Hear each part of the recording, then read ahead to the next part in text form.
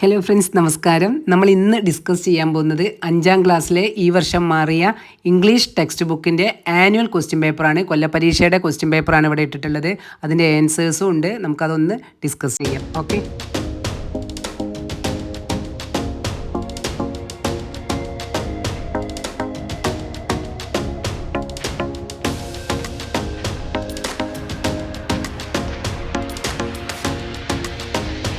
അപ്പോൾ നമുക്ക് ഈ വർഷം വന്ന ക്വസ്റ്റ്യൻ പേപ്പർ ഒന്ന് ഡീറ്റെയിൽ ആയിട്ട് നോക്കാം. 5ാം ക്ലാസ്സിലെ ആനുവൽ ഇവാലുവേഷൻ 2024-25 ഇംഗ്ലീഷ് നോക്കൂ. തന്നിരിക്കുന്ന സമയം 2 hours ആണ്. ഇവിടെ തന്നിരിക്കുന്ന ഇൻസ്ട്രക്ഷൻസ് നോക്കൂ. 2 hours എന്ന് പറഞ്ഞാൽ 2 hours പ്ലസ് ഒരു 1/4 മണിക്കൂർ കൂൾ ഓഫും കൂടി ഉണ്ട്. അപ്പോൾ 2.25 മണിക്കൂറാണ് കേട്ടോ. ഒന്നാമത്തെ ഇൻസ്ട്രക്ഷൻ നോക്കൂ. 15 minutes is given as cool off time. Cool off time ആയിട്ട് തന്നതാണ്. ഈ സമയത്ത് മറ്റു കുട്ടികളോട് സംസാരിക്കാനുള്ളതല്ല. ഓരോരുത്തരും അവനാന് കിട്ടിയ ക്വസ്റ്റ്യൻ പേപ്പർ നന്നായിട്ട് വായിച്ച് നോക്കാനുള്ളതാണ്. അപ്പം നമുക്ക് ക്വസ്റ്റ്യൻ പേപ്പർ നന്നായി വായിച്ച് നോക്കാം. എന്തൊക്കെയാണ് ക്വസ്റ്റ്യൻ വന്നതെന്ന് അറിയാനുള്ള ഒരു സമയമാണ് ഈ കൂൾ ഓഫ് ടൈം. നെക്സ്റ്റ് നോക്കൂ. Read the question carefully before answering dum. ഓരോ ക്വസ്റ്റ്യനും നന്നായിട്ട് ഒരു 4-5 പ്രാവശ്യം നിങ്ങൾ ഇംഗ്ലീഷ് ക്വസ്റ്റ്യൻ വായിച്ച് കഴിഞ്ഞിട്ടേ നിങ്ങൾ ഓരോ ആൻസേഴ്സും എഴുതാൻ പാടുള്ളൂ. ഒറ്റ സിംഗിൾ റീഡിങ്ങിൽ എഴുതരുത്. ഓക്കെ. പിന്നെ തേർഡ് ഇൻസ്ട്രക്ഷൻ നോക്കൂ. Activity 1 is compulsory. ഒന്നാമത്തെ ആക്ടിവിറ്റി എല്ലാവരും നിർബന്ധമായും എഴുതിയിരിക്കണം. പിന്നെ 4ാമത്തെ നോക്കൂ. Attempt any 4 activities from activity 2 to activity 7. 2ാമത്തെ ആക്ടിവിറ്റി തൊട്ട് 7ാമത്തെ ആക്ടിവിറ്റി വരെയുള്ളതിൽ നിന്നും നിങ്ങൾക്ക് ഇഷ്ടമുള്ള 4 ആക്ടിവിറ്റി ചെയ്താൽ മതിയാകും. അങ്ങനെ ടോട്ടൽ 5ാം ക്ലാസ്സിലെ കുട്ടികൾ ഇംഗ്ലീഷ് ക്വസ്റ്റ്യൻ പേപ്പറിൽ ചെയ്യാനുള്ള ആക്ടിവിറ്റികളുടെ എണ്ണം 4 + 1 5. ഓക്കെ. ഒന്നാമത്തെ കമ്പൽസറിയാണ്. ബാക്കിയുള്ളതിൽ നിന്നും 4 എണ്ണം. അങ്ങനെ 5 ആക്ടിവിറ്റീസാണ് നിങ്ങൾ ചെയ്യേണ്ടത്. ഫസ്റ്റ് ആക്ടിവിറ്റി നോക്കൂ. Activity 1 reading comprehension. Read the following poem and answer the questions given below. താഴെ കൊടുത്തിരിക്കുന്ന പോം വായിച്ചിട്ട്, കവിത വായിച്ചിട്ട് അവിടെ തന്നിട്ടുള്ള ക്വസ്റ്റ്യൻസിന് ആൻസർ ചെയ്യാനാണ്. ഈ കവിത ഒരു പ്രാവശ്യമല്ല നിങ്ങൾ വായിക്കേണ്ടത്. ഈ കവിത കുറഞ്ഞത് 5 പ്രാവശ്യം എങ്കിലും നിങ്ങൾ പരീക്ഷാ ഹാളിൽ നിന്ന് വായിക്കണം. അതിനുള്ള സമയം 5ാം ക്ലാസ്സിലെ കുട്ടികൾക്കുണ്ടാവും. Okay, let's recite the poem. നമ്മൾ ഈ കവിത ഒന്ന് ചൊല്ലി നോക്കുക. The sunshine. The sun shines bright in the morning sky and warms the earth as it passes by. Its rays bring light to the world outside and fill our hearts with joy and pride. The sun's warm touch makes the flowers bloom and brings new life to the earth's sweet room. So let's go out and enjoy the day and glow in the sunshine's happy ray. ഈ കവിത വായിച്ചാൽ തന്നെ നിങ്ങൾക്ക് ഏകദേശം ഇതിൻ്റെ idea കിട്ടും. എന്താണ് ഇതിൻ്റെ ആശയം എന്ന് മനസ്സിലാക്കുക. പിന്നെ ഓരോ വേർഡിൻ്റെയും മീനിങ് ഒന്നും മനസ്സിലാക്കേണ്ട. ഇതിൻ്റെ ജസ്റ്റ് ആശയം നിങ്ങൾ മനസ്സിലാക്കിയാൽ മതി. ഓക്കെ, അപ്പോൾ നമുക്ക് നോക്കാം. The sun shines bright in the morning sky. പ്രഭാതത്തിൽ ആകാശത്ത് സൂര്യൻ ഇങ്ങനെ തിളങ്ങി നിൽക്കുന്നു, അല്ലേ? And warms the earth as it passes by. അതിൻ്റെ സൂര്യപ്രകാശം തട്ടുന്നതിനനുസരിച്ച് നമ്മുടെ ഈ ഭൂമിയൊക്കെ നന്നായിട്ട് ഇങ്ങനെ വാം ആവുന്നു. Its rays bring light to the world outside. ഇത് ലോകത്തിൻ്റെ എല്ലാ ഭാഗത്തും സൂര്യൻ്റെ പ്രകാശം എത്തുന്നു. And fill our hearts with joy and pride. നമ്മുടെ മനസ്സും ശരീരവും ഒക്കെ സന്തോഷം കൊണ്ടും അഭിമാനം കൊണ്ടും ഒക്കെ ഫില്ലാവുന്നു, നിറയുന്നു. ഓക്കെ, ദ നെക്സ്റ്റ് സ്റ്റാൻസയുടെ മീനിങ് നോക്കാം. The sons warm touch makes the flowers Bloom. പൂക്കൾ വിടരാൻ എന്താ സഹായിക്കുന്നത്? സൂര്യൻ്റെ പ്രകാശരശ്മികൾ തൊടുന്ന സമയത്ത് പൂക്കൾ ഇങ്ങനെ വിരിയുന്നു. പിന്നെ and brings new life to the earth sweet room. ഭൂമിയുടെ സ്വീറ്റ് റൂമിൽ പുതിയ ജീവൻ്റെ തുടിപ്പുകൾ, പുതിയ ജീവനുകൾ ഉണ്ടാകുന്നു. ധാരാളം പുതിയ സസ്യങ്ങളും ജന്തുക്കളും ഒക്കെ ഭൂമിയിൽ ഉണ്ടാകുന്നു. So let's go out and enjoy the day. നമുക്ക് പുറത്തേക്ക് പോയിട്ട് ഈ ഡേ എൻജോയ് ചെയ്യാം. And glow in the sun shines happy ray.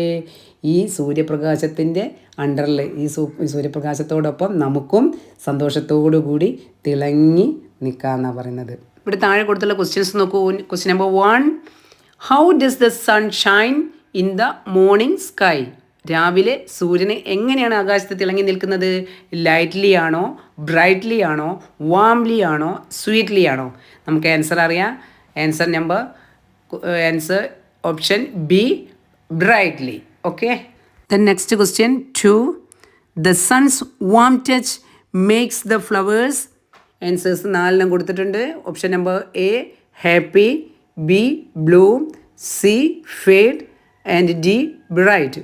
എന്താണ് ആൻസർ? സൂര്യപ്രകാശത്തിൻ്റെ ഈ വാം ടച്ച് കൊണ്ട് ഫ്ലവേഴ്സിൽ വരുന്ന മാറ്റം എന്താണ്? യെസ്, നമുക്കറിയാം പൂക്കൾ വിരിയാണ് ചെയ്യുന്നത് അല്ലേ, പൂക്കൾ ബ്ലൂം ചെയ്യുന്നു. Answer is bloom. Then next question നോക്കൂ. Third question, who warms the earth as it pass by? ആരാണ് കടന്നു പോകുന്ന സമയത്ത് എർത്തിനെ വാം ചെയ്യുന്നത്? ഒന്നാമത്തെ answer moon, second one star, third one sun and fourth one sky. നമുക്കറിയാം answer is sun. Fourth question നോക്കൂ. The poem says we should dash on a sunny day. Sunny ഡേയിൽ നമ്മൾ എന്ത് ചെയ്യണം എന്നാണ് ഈ കവിതയിൽ പറയുന്നത്? ഓപ്ഷൻസ് നോക്കൂ. എ സ്റ്റേ ഇൻഡോഴ്സ്, ഉള്ളിൽ തന്നെ, വീടിൻ്റെ ഉള്ളിൽ തന്നെ നിൽക്കണം എന്നാണോ? ബി സ്ലീപ്പ്, കിടന്നുറങ്ങണം എന്നാണോ? സി വാച്ച് ടി വി കണ്ടുകൊണ്ടിരിക്കണം എന്നാണോ?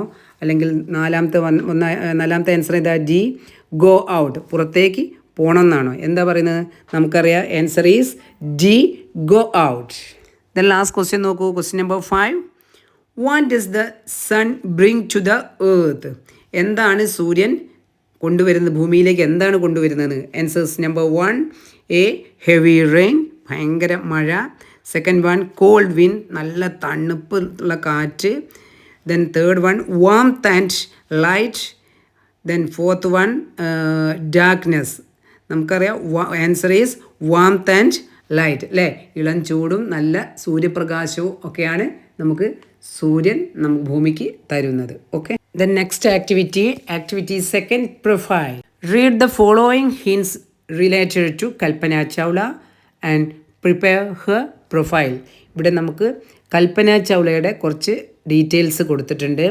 അപ്പം അത് വെച്ചിട്ട് നമുക്ക് അവരുടെ ഒരു പ്രൊഫൈൽ തയ്യാറാക്കാനാണ്. ജീവചരിത്ര കുറിപ്പ്.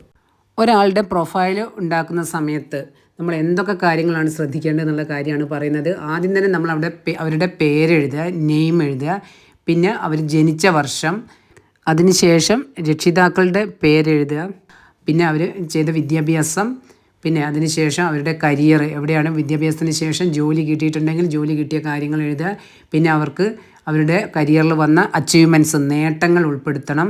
നേട്ടങ്ങൾ ഉൾപ്പെടുത്തിയതിന് ശേഷം അവരുടെ പേഴ്സണൽ ലൈഫ് ആരെയാണ് കല്യാണം കഴിച്ചത്, പിന്നെ അവർക്ക് അതിന് ശേഷം അവർക്ക് മക്കളുണ്ടെങ്കിൽ മക്കളെ കാര്യം എഴുതുക, പിന്നെ ലാസ്റ്റ് അവർക്ക് കിട്ടിയ അവാർഡുകളെല്ലാം എഴുതിയതിന് ശേഷം നമ്മൾ എന്ത് എഴുതണം? അവർ മരിച്ചിട്ടുണ്ടെങ്കിൽ മരിച്ചതും കൂടി ഉൾപ്പെടുത്തി കഴിഞ്ഞാൽ ഒരാളുടെ പ്രൊഫൈൽ കംപ്ലീറ്റ് ആയി. നമുക്കിവിടെ തന്നിട്ടുള്ള പ്രൊഫൈലിൻ്റെ ഡീറ്റെയിൽസ് നോക്കാം. നെയിം എന്താണ്? കൽപ്പന ചൗള. ദെൻ ബേർത്ത് ഇവിടെ കൊടുത്തിട്ടുണ്ട് മാർച്ച് 17, 1962, കർണാൾ, ഹരിയാനയിലുള്ള കർണാളിൽ 1962 മാർച്ച് 17 അവർ ജനിച്ചതെന്ന് ഇവിടെ കൊടുത്തിട്ടുണ്ട്. പിന്നെ പേരൻസിൻ്റെ പേര് ഫാദർ ബനാർസിലാൽ ചൗള, മദറിൻ്റെ പേര് സഞ്ജോതി ദേവി അല്ലേ. പിന്നെ അടുത്ത് നോക്കൂ, പേരൻസ് കഴിഞ്ഞാൽ നമുക്ക് അടുത്ത് എഴുതേണ്ടത് എഡ്യൂക്കേഷനാണ്. നെക്സ്റ്റ് എഡ്യൂക്കേഷൻ, വിദ്യാഭ്യാസമാണ് എഴുതേണ്ടത്. അവിടെ നോക്കൂ എന്താ വിദ്യാഭ്യാസത്തെ കൊടുത്തിട്ടുള്ളത്? Bachelors degree in aeronautical engineering from Punjab engineering കോളേജിൽ നിന്നും ഡിഗ്രി എയറോനോട്ടിക്കൽ എഞ്ചിനീയറിംഗിൽ ബിരുദം ലഭിച്ചിട്ടുണ്ട് അല്ലേ. അവരുടെ കരിയർ നോക്കൂ, അവർ നാസയിൽ ആസ്ട്രോണറ്റ് ആയിട്ടാണ് ജോലി ചെയ്യുന്നത് അല്ലേ. അടുത്തതായി അവർക്ക് ലഭിച്ചിട്ടുള്ള നേട്ടങ്ങൾ, അച്ചീവ്മെൻറ്റ്സ് ആണ് എഴുതേണ്ടത്. സ്പേസ് മിഷൻസ്, ഏതൊക്കെ സ്പേസ് മിഷനിൽ അവർ പങ്കെടുക്കാൻ കഴിഞ്ഞു? Flew on space shuttle Columbia 1997 and 2003.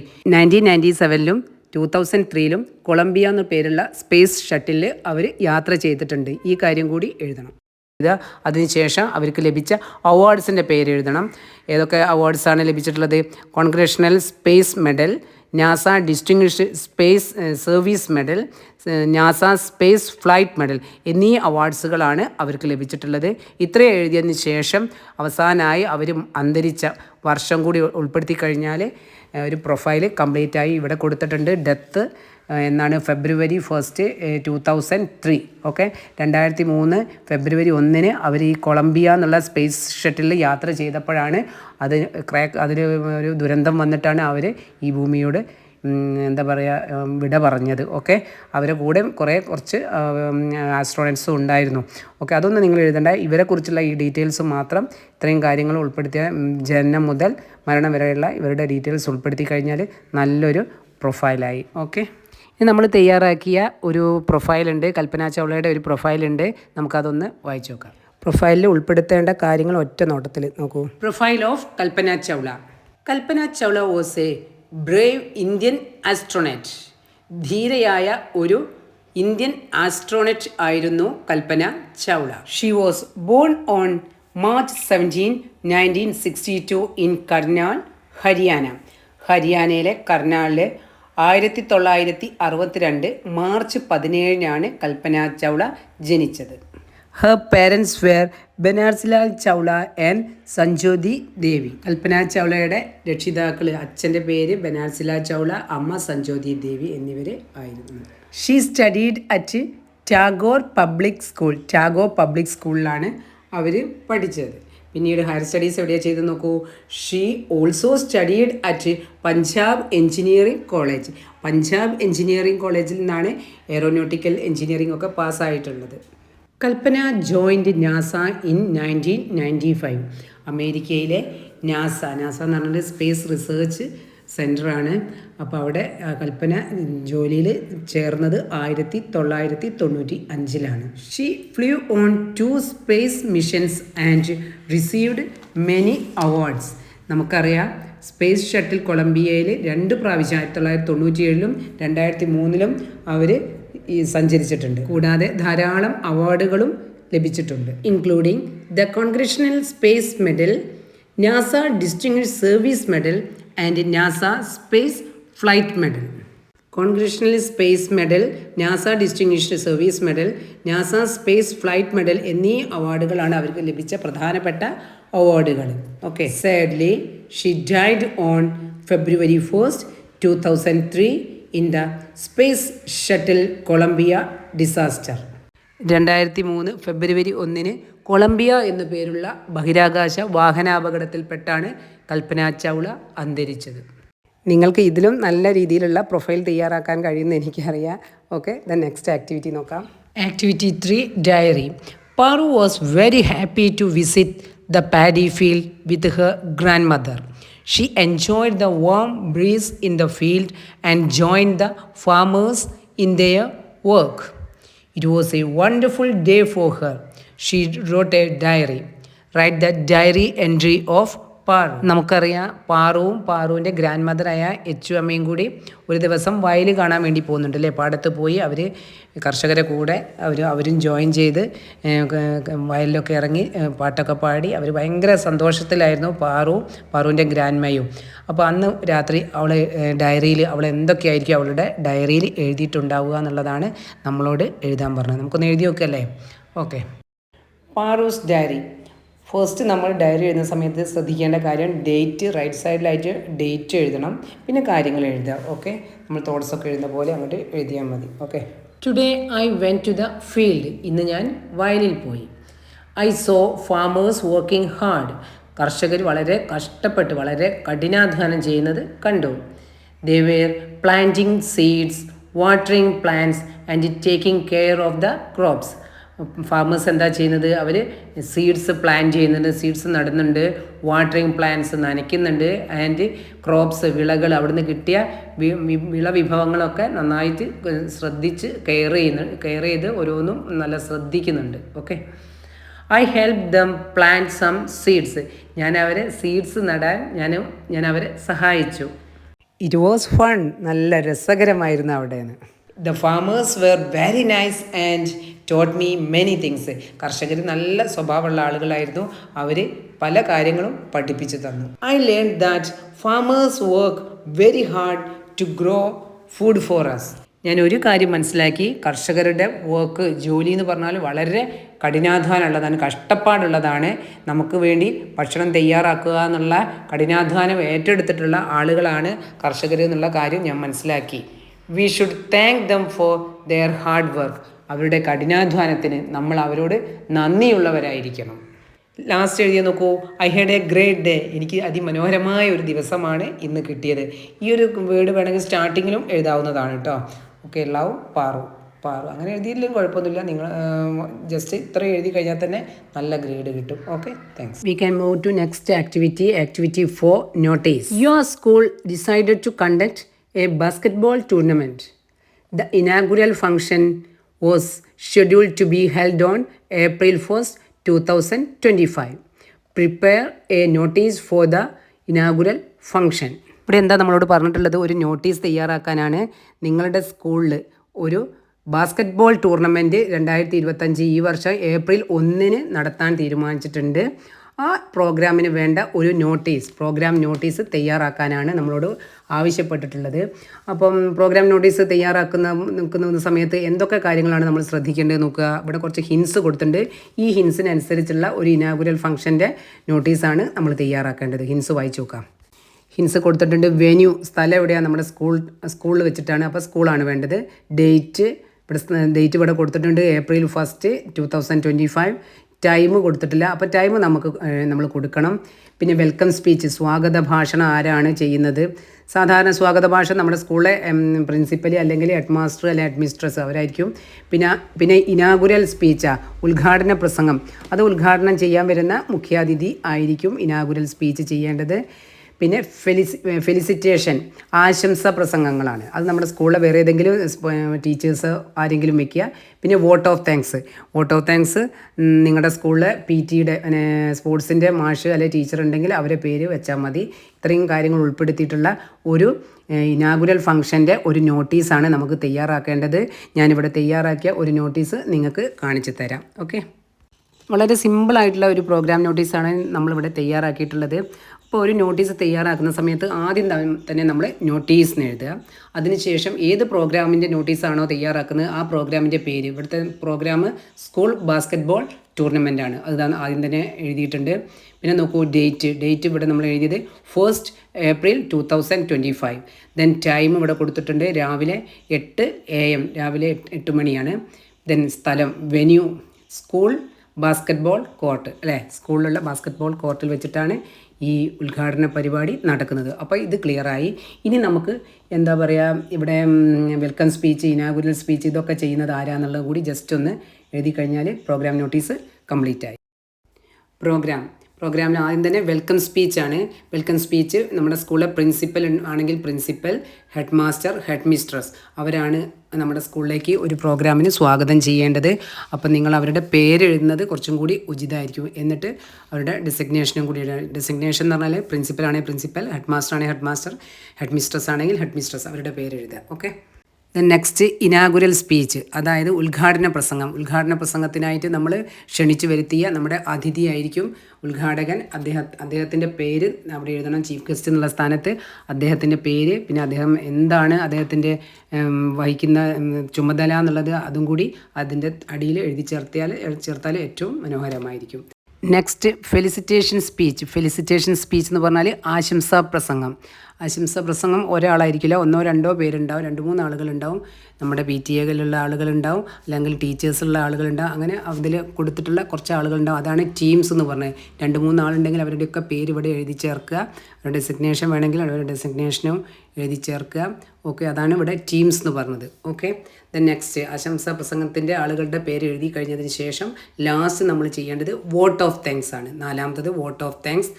ഈ പ്രോഗ്രാമിൽ പങ്കെടുത്ത എല്ലാവർക്കുമുള്ള നന്ദി പറയുന്ന ചടങ്ങാണ് ലാസ്റ്റ്. അത് ആരുടെ പേര് അവിടെ കൊടുത്തത് നോക്കൂ, സ്പോർട്സ് ക്യാപ്റ്റൻ, അതായത് നമ്മുടെ സ്കൂളിലെ സ്പോർട്സ് ക്യാപ്റ്റൻ എന്ന് പറഞ്ഞാൽ നമ്മുടെ സ്കൂളിലെ PT-ൻ്റെ സാറിൻ്റെ പേരാണ് എഴുതേണ്ടത്. ഓക്കെ, ലാസ്റ്റ് ജസ്റ്റ് ഒന്ന് എഴുതുക, all students and teachers are invited. എല്ലാ കുട്ടികളെയും അധ്യാപകരെയും ഈ പ്രോഗ്രാമിലേക്ക് ക്ഷണിക്കുന്നു എന്നുള്ളത് കൂടി എഴുതി കഴിഞ്ഞാൽ ഒരു നോട്ടീസായി. ഇത്ര മതി. നിങ്ങൾ 5ാം ക്ലാസ്സിലെ കുട്ടികൾ ഇത്ര എഴുതിയാൽ മതി. ഓക്കെ, വലിയ ക്ലാസ്സിലേക്ക് എത്തുമ്പോൾ ഇതിലും കൂടുതലായിട്ട് എഴുതാം. പക്ഷേ ഇപ്പോൾ തൽക്കാലം നിങ്ങൾ 5ാം ക്ലാസ് പഠിക്കുന്നത് കൊണ്ട് ഇത്ര കാര്യങ്ങൾ, കുഞ്ഞു കുട്ടികളായതുകൊണ്ട് ഇത്രയും കാര്യങ്ങൾ എഴുതിയാൽ മതി. ഓക്കെ, എന്നാൽ നല്ലൊരു പ്രോഗ്രാം നോട്ടീസായി. നെക്സ്റ്റ് ആക്ടിവിറ്റി നോക്കൂ, activity 5 conversation. In the story salt in his shoes, Michael lost the game and became sad. He sat silent at his home. Michael's mother came and talked to him. Complete the conversation between Michael and his mother. മൈക്കലിൻ്റെ story നമുക്കറിയാം. അതിൽ Michael ഭയങ്കര സങ്കടത്തിൽ അല്ലേ, കളിയിൽ തോറ്റപ്പം ഭയങ്കര സങ്കടത്തിൽ വീട്ടിൽ റൂമിൽ വന്ന് ഇരിക്കുകയാണ്. ആ സമയത്ത് മൈക്കലിൻ്റെ അമ്മ വന്ന് അവനോട് കുറേ കാര്യങ്ങൾ സംസാരിക്കുന്നുണ്ട്. അമ്മയുടെ സംസാരം അവന് ഭയങ്കര ഇൻസ്പയർ ആയിട്ടുണ്ടായിരുന്നു അല്ലേ. അപ്പം അമ്മയും മകനും, മൈക്കലിൻ്റെ അമ്മയും മൈക്കലും കൂടി സംസാരിച്ച ആ ഡയലോഗാണ് നമ്മളോട്, ആ സംഭാഷണമാണ് ഇവിടെ എഴുതാൻ പറഞ്ഞത്. നമ്മളൊന്ന് എഴുതി നോക്കല്ലേ. Conversation between Michael and his mother. Michael: mom, I am sad, I lose my game. Michael പറയാണ് അല്ലേ, എനിക്ക് ഭയങ്കര വിഷമമായി, എനിക്ക് ഇന്ന് എൻ്റെ ഗെയിം നഷ്ടപ്പെട്ടു, ഞാൻ എൻ്റെ ഗെയിമിൽ എന്താ പറയുക, കളിയിൽ തോറ്റു എന്നാണ് പറയുന്നത്. ഓക്കെ, അപ്പോൾ അമ്മ എന്താ പറയുന്നത്? മദർ: വാട്ട് ഹാപ്പൻ സ്വീറ്റി, എന്താ സംഭവിച്ചത്? മൈക്കൽ പറയാം: I miss the last shot, ആ ലാസ്റ്റ് ഷോട്ട് എനിക്ക് നഷ്ടമായി എന്ന് അവൻ വീണ്ടും കാര്യങ്ങൾ പറഞ്ഞു കൊടുക്കുക. അപ്പോൾ അമ്മ എന്താ പറയുന്നത്? Mother: that can be tough but you played well. അത് ഭയങ്കര ബുദ്ധിമുട്ടുള്ളൊരു ഗെയിമല്ലായിരുന്നോ അല്ലേ, ഭയങ്കര ടൈറ്റ് ഗെയിമായിരുന്നല്ലോ, പക്ഷെ നീ നന്നായി കളിച്ചിട്ടോ മോനെ എന്നമ്മ പറയുന്നത്. അപ്പോൾ മൈക്കൽ പറയാ: ഐ ഗസ് സോ, ഞാനും അങ്ങനെ ഊഹിക്കുന്നു. പിന്നെന്താ മദർ പറഞ്ഞു നോക്കൂ. Mother: okay baby, what do you learn, നീ ഇതിന്ന് എന്താ പഠിച്ചത്? അപ്പോൾ മൈക്കൽ പറയാ: ഐ നീഡ് പ്രാക്ടീസ് മോർ, എനിക്ക് കൂടുതൽ പ്രാക്ടീസ് വേണം എന്നുള്ളത് കാര്യമാണ് ഞാൻ മനസ്സിലായത്. അതിൻ്റെയല്ലേ നമ്മളെ practice makes a man perfect എന്നല്ലേ പറയുക. കൂടുതൽ നമ്മൾ പ്രാക്ടീസ് ചെയ്യുന്നതിനനുസരിച്ച് നമ്മൾ നല്ല പെർഫെക്റ്റ് ആവുമെന്നാണ് പറയുക. അതാണ് കുട്ടി ഇങ്ങോട്ട് അമ്മയോട് പറയുന്നത്. മദർ: ദാറ്റ്സ് റൈറ്റ്, അത് നല്ലതാണ് മോനെ, അത് തന്നെയാണ് വേണ്ടത്, അങ്ങനെ തന്നെയാണ് ചെയ്യേണ്ടത്. പ്രാക്ടീസ് മേക്സ് പെർഫെക്റ്റ്, പ്രാക്ടീസ് നമ്മളെ പെർഫെക്റ്റ് ആക്കും. മൈക്കൽ പറയാം: I will try again tomorrow, ഞാൻ നാളെയും ട്രൈ ചെയ്യും. മദർ: ദാറ്റ്സ് ദ സ്പിരിറ്റ്, അങ്ങനെയായിരിക്കണം, അതാണ് അതിൻ്റെ സ്പിരിറ്റ് അല്ലേ, സ്പോർട്സ് മാൻ സ്പിരിറ്റ് എന്നൊക്കെ പറയുന്ന പോലെ കളിയുടെ സ്പിരിറ്റ്, അതാണ് നമ്മ പറഞ്ഞു കൊടുക്കുക. മൈക്കൽ: താങ്ക്സ് മോം, അമ്മയോട് നന്ദി പറയാം. അപ്പോൾ അമ്മയോ: I love you my baby, love you എന്ന് പറയാം, ഞാൻ സ്നേഹിക്കുന്നു മോനെ എന്നും പറഞ്ഞിട്ട് ഒരു ഹഗ് ചെയ്യുന്നതാണ്. അതോടുകൂടി ആ കോൺവെർസേഷൻ തീരും. ഇതിൽ നിങ്ങൾക്ക് വേണമെങ്കിൽ നമ്മുടെ ഇതിൽ സോൾട്ടഡ് ഷൂവിൻ്റെ ഉള്ളിൽ വെക്കാനൊക്കെ അമ്മ പറയുന്നുണ്ടല്ലോ, അതൊക്കെ വേണമെങ്കിൽ എഴുതാം. അതൊന്നും ഇല്ലെങ്കിൽ ഇങ്ങനെ ഇത്ര സിമ്പിളായിട്ട് എഴുതിയാലും ഒരു കോൺവെർസേഷനാവും. ഓക്കെ, നിങ്ങൾക്ക് ഇഷ്ടമുള്ളതുപോലെ എഴുതുക. ഇതൊരു സിമ്പിൾ കോൺവെർസേഷനാണ്. Okay, thank you. The next, we can move to next activity 6. Rearrange the story. Some events of a story are given below in a jumbled order. Read the events and arrange them properly. നമ്മുടെ 5ാം ക്ലാസ്സിലെ text ബുക്കിലുള്ള ഒരു സ്റ്റോറിയാണ് ഇവിടെ കൊടുത്തിട്ടുള്ളത്. Bill മെഗിനെ കൂട്ടിയിട്ട് ബില്ലിൻ്റെ grand പേയുടെ വീട്ടിൽ പോകുന്നുണ്ടല്ലോ, ഫാമിൽ പോകുന്നുണ്ടല്ലോ, ആ സ്റ്റോറിയാണ് ഇവിടെ കൊടുത്തിട്ടുള്ളത്. ആ സ്റ്റോറി ജംബിൾഡ് ഓർഡറിലാണ് കൊടുത്തത്. അപ്പോൾ നമ്മൾ ഈ ഓർഡർ കറക്റ്റാക്കി അറേഞ്ച് ചെയ്ത് എഴുതാനാണ് ഇവിടെ പറഞ്ഞിട്ടുള്ളത്. ഓക്കെ, നമുക്കത് ചെയ്ത് നോക്കാം. അതിൻ്റെ മുന്നേ ഇവിടെ തന്ന പ്രകാരം ഒന്ന് നമുക്ക് വായിച്ചു നോക്കാം. ഒന്നാമത്തത്: the kids fed the animals and collected hay for cows. The next one: Bill invited Mac to visit his grandfather's farm. Then next: Bill disturbed the bees and they chased the kids. The next one: grandfather gave the job to peel corn and sow seeds. The next one: the kids escaped by jumping into a stream and grandfather helped them. Then last one: grandfather warned the kids not to disturb the bees. Okay, അപ്പം നമുക്ക് ഇതിൻ്റെ order അറിയാം. First one എന്തായിരിക്കണം എന്ന് ഇവിടെ എഴുതിയിട്ടുണ്ട്. The first events is given below. Bill invited Meg to visit his grandfather's farm. അത് നമുക്കറിയാം അല്ലേ. ഫസ്റ്റ് തന്നെ ഈ സ്റ്റോറി തുടങ്ങുമ്പോൾ തന്നെ ബില്ല് മെഗിനെ ഇൻവൈറ്റ് ചെയ്യാണ് അവൻ്റെ ഗ്രാൻഡ് ഫാദറിൻ്റെ ഫാം കാണാൻ അല്ലേ. അപ്പോൾ അതാണ് first one. Then second one ഏതാണെന്നൊക്കെ നമുക്കറിയാം. അപ്പോൾ നിങ്ങൾ അതനുസരിച്ച് ഓർഡർ ആക്കിയിട്ടുണ്ടാവുമെന്ന് കരുതുന്നു. അപ്പോൾ കറക്റ്റ് ഓർഡർ നമ്മളിവിടെ കൊടുക്കുകയാണ്. അതൊന്ന് വായിച്ച് നോക്കാം. ഞാൻ എക്സാം തുടങ്ങുന്നതിന് മുന്നേ ഒരു ക്വസ്റ്റ്യൻ ഉണ്ടാക്കിയിട്ടുണ്ടായിരുന്നു. ആ ക്വസ്റ്റ്യനിൽ ഇത് തന്നെയായിരുന്നു ഈ സ്റ്റോറി ആയിരുന്നു റീഅറേഞ്ച് ചെയ്യാൻ വേണ്ടിയിട്ട് ഇട്ടിട്ടുണ്ടായിരുന്നത്. ഓർമ്മയുണ്ടോ നിങ്ങൾ ആ ഫസ്റ്റത്തെ ക്വസ്റ്റ്യൻ നോക്കിയിട്ടുണ്ടെങ്കിൽ നിങ്ങൾക്ക് മനസ്സിലാവും. അത് തന്നെയാണ് നമുക്ക് ഇപ്രാവശ്യം ഇവിടെ ആനുവൽ എക്സാമിന് വന്നിട്ടുള്ള റീഅറേഞ്ച് ദ സ്റ്റോറിയും വന്നത്. ഓക്കെ, അപ്പോൾ നമുക്ക് ഈ സ്റ്റോറിയുടെ കറക്റ്റ് ഓർഡർ നോക്കാം. Number 1: Bill invited Meg to visit the grandfather's farm. അത് ഓൾറെഡി ഇവിടെ തന്നിട്ടുണ്ട് അല്ലേ. ഓക്കെ, സെക്കൻഡ് നോക്കുക. The kids fed the animals and collected hay for cows. ഈ കുട്ടികൾ അവിടെ എത്തിയപ്പം തന്നെ ആദ്യം തന്നെ എന്താ ചെയ്തത്? ഫാമിൽ എത്തിയപ്പോൾ ആനിമൽസിനൊക്കെ ഫുഡൊക്കെ കൊടുത്തു. അതിനുശേഷം കൗസിന് വേണ്ട വൈക്കോലൊക്കെ അവർ ശേഖരിച്ച് വെച്ചു അല്ലേ. അതാണ് രണ്ടാമത്തത്. ദെൻ മൂന്നാമത്തത് നോക്കൂ. Third one: grandfather gave the job to peel corn and sow seeds. Grandfather എന്താണ് അവർക്കൊരു ജോലി കൊടുത്തത്? കോണ് പീൽ ചെയ്യാനും കോണൊക്കെ തൊലിച്ച് വെക്കാനും പിന്നെ എന്താണ് സീഡ്സ് നടാനും വേണ്ടി കുട്ടികളോട് പറഞ്ഞു. ഓക്കെ, അതല്ലേ മൂന്നാമത്തത്. ഇനി നാലാമത്തെ എന്താ നോക്കൂ. ആ സമയം തന്നെ അദ്ദേഹം എന്ത് പറയുന്നുണ്ട് കുട്ടികൾക്ക്? യെസ്, നാലാമത്തെ നോക്കൂ. Grandfather want the kids not to disturb the ബീസിനെ എന്താണ് തേനീച്ചകളെ ഒന്നും തന്നെ, തേനീച്ചക്കൂടുണ്ട് അവിടെ, തേനീച്ചക്കൂടിൻ്റെ അടുത്തേക്ക് പോകരുത്, തേനീച്ചകളെ ഒരു തരത്തിലുള്ള ഡിസ്റ്റർബൻസും അവർ ശല്യപ്പെടുത്താൻ പാടില്ല എന്ന്, അല്ലേ? അതാണ് അദ്ദേഹം പറഞ്ഞത്. കുട്ടികൾ എന്നിട്ട് എന്താ ചെയ്ത് നോക്കൂ. അഞ്ചാമത്തെ നോക്കൂ. Bill disturbed the bees and they chase the kids. Bill എന്ത് ചെയ്തു? ആ ബീസിൻ്റെ അടുത്ത് പോയിട്ട് ചെറിയൊരു അനക്കം ഉണ്ടാക്കിയില്ലേ, ഡിസ്റ്റർബ് ചെയ്തു. അപ്പം ഈ ബീസോ കൂടി രണ്ട് കുട്ടികളെയും പുറകെ അവരെ ഫോളോ ചെയ്തു, പുറകെ വന്നു, അല്ലേ? ഇവൻ തേനീച്ചനെ തൊട്ട് അവർ ഇപ്പോൾ തേനീച്ചകൾ പുറകെ നമ്മുടെ പുറകെ വരില്ലേ, അതേപോലെ വന്നു. അപ്പോൾ കുട്ടികൾ എന്താ ചെയ്തെന്ന്. 6th one, the kids escaped by jumping into a stream and grandfather helped them. അപ്പം കുട്ടികൾ ഓടിപ്പോയിട്ട് അവിടെ അടുത്തുള്ള ഒരു കുഞ്ഞ് സ്ട്രീമിലേക്ക്, അരുവിയിലേക്ക് ചാടി, വെള്ളത്തിലേക്ക് ചാടിയപ്പം തേനീച്ചകളൊക്കെ പോയിട്ടുണ്ടാവും. അപ്പം ഗ്രാൻഡ് ഫാദർ അവരെ അവിടെ നിന്ന് എഴുന്നേൽക്കാൻ ഹെൽപ്പ് ചെയ്തു. അതല്ലേ നമ്മുടെ സ്റ്റോറിയിലുള്ളത്? ഓക്കെ, ഇതാണ് ഇതിൻ്റെ order. Okay, then we can move to our last activity 7, editing. Read the passage given below. There are some errors in it. Edit them. താഴെ കൊടുത്തിരിക്കുന്ന പാസേജ് വായിച്ചിട്ട് അതിലെ തെറ്റുകൾ തിരുത്താനാണ് നമ്മളോട് പറഞ്ഞിട്ടുള്ളത്. നമുക്ക് Dhyan Chand is one of India's great hockey players. Chand is most remembered for his achievements on the Olympics. He helped her team secure gold medals in years 1928, 1932 and 1936. During his time, India was dominant very in hockey. ഇവിടെ underline ചെയ്ത words ഒക്കെ തെറ്റാണ്. അതിൽ പലതരത്തിലുള്ള mistakes ആണ് വന്നിട്ടുള്ളത്. അത് നമ്മളോട് തിരുത്തി എഴുതാനാണ് പറഞ്ഞിട്ടുള്ളത്. അപ്പോൾ വേർഡ്സ് ഒന്ന് നമുക്ക് വായിച്ചു നോക്കാം. India's, first one India's, second on, then next third one her, then next A years എന്നാണ് കൊടുത്തത്. Then last one dominant very. Okay, ഇതിൽ തെറ്റുകൾ എന്താണെന്നുള്ളതൊക്കെ നിങ്ങൾക്ക് അറിയാം. അത് കാരണം ഈ ഓരോ എഡിറ്റിങ്ങിൻ്റെ പാസേജ് വന്നാൽ നിങ്ങളൊരു 5 പ്രാവശ്യം കുറഞ്ഞത് വായിച്ച് നോക്കണം. ഓരോ റീഡിങ്ങിലും ഓരോ തെറ്റുകൾ നിങ്ങൾക്ക് മനസ്സിലാവും. അപ്പോൾ 5 പ്രാവശ്യം വായിക്കുന്നതോടുകൂടി 5 തെറ്റുകളും മനസ്സിലാക്കി നിങ്ങൾക്ക് പെട്ടെന്ന് എഴുതാൻ കഴിയും. ഓക്കെ, തെറ്റ് തിരുത്തിയിട്ടുള്ള വേർഷന് നമ്മളിവിടെ ഇടുകയാണ്. നിങ്ങൾ നോക്കൂ. നിങ്ങൾ ഇങ്ങനെയാണോ ആൻസർ ചിന്തിച്ചതെന്നൊന്ന് ചെക്ക് ചെയ്യൂ. നോക്കാം. Dhyan Chand is one of India's great hockey player. Okay, അവിടെ ഇന്ത്യാസ് എന്നുള്ളത് ഇന്ത്യ എന്നുള്ള ക്യാപിറ്റൽ ലെറ്റർ ആണ് എഴുതേണ്ടത്. ഇവിടെ സ്മോൾ ലെറ്റർ ആണ് എഴുതിയിട്ടുള്ളത്. അപ്പം ക്യാപിറ്റലൈസേഷൻ ആയിരുന്നു അവിടെ വന്ന error.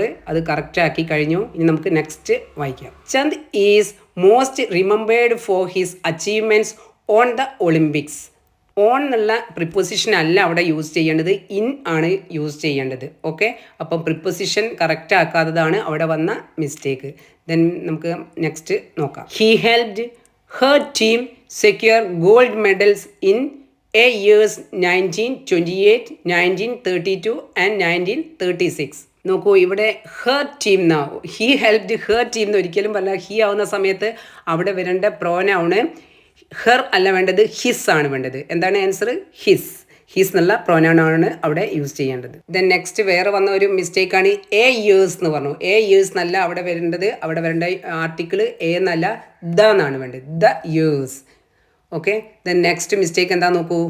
During his time India was dominant very in hockey. അപ്പം അവിടെ ഡൊമിനൻറ്റ് വെരി എന്ന് ഒരിക്കലും പറയില്ല. അവിടെ വേർഡ് ഓർഡർ കറക്റ്റ് അല്ല. കറക്റ്റായിട്ട് എഴുതേണ്ടത് എന്താണെന്ന് നോക്കൂ, വെരി ഡൊമിനൻറ്റ്. സാധാരണ ഇത്തരത്തിലുള്ള എഡിറ്റിംഗ് ആണ് വരാറ്. ഇതൊക്കെ എല്ലാം തന്നെ നിങ്ങൾക്ക് ശരിയായിട്ടുണ്ടാവുമെന്ന് കരുതുന്നു. Okay, all the best. കൂടാതെ നിങ്ങൾക്ക് ഈ വീഡിയോ ഉപകാരപ്പെട്ടു എന്ന് കരുതുന്നു. ഉപകാരപ്പെട്ടിട്ടുണ്ടെങ്കിൽ നിങ്ങൾ നിങ്ങളുടെ ഫ്രണ്ട്സിനൊക്കെ അയച്ചു കൊടുക്കുക. കൂടാതെ നമ്മൾ ക്വസ്റ്റ്യൻ പേപ്പറുമായി ബന്ധപ്പെട്ട കുറേ വീഡിയോസ് നമ്മളിതിൽ അപ്ലോഡ് ചെയ്തിട്ടുണ്ട്. 5ാം ക്ലാസ്സിൻ്റെയും 6ാം ക്ലാസ്സിൻ്റെയും 7ാം ക്ലാസ്സിൻ്റെയും ഒക്കെ ഇംഗ്ലീഷിൻ്റെ first term, second term, third term question paper ഇതിൽ അപ്ലോഡ് ചെയ്തിട്ടുണ്ട്. ആവശ്യമുള്ളവർ നമ്മുടെ വീഡിയോസൊക്കെ ഒന്ന് ചെക്ക് ചെയ്യുക. വീഡിയോസ് ഉപകാരപ്പെട്ടാൽ ലൈക്ക് ചെയ്യാനും കമൻറ്റ് ചെയ്യാനും മറക്കരുത്. Okay, so please stay tune our channel. Thank you, bye by.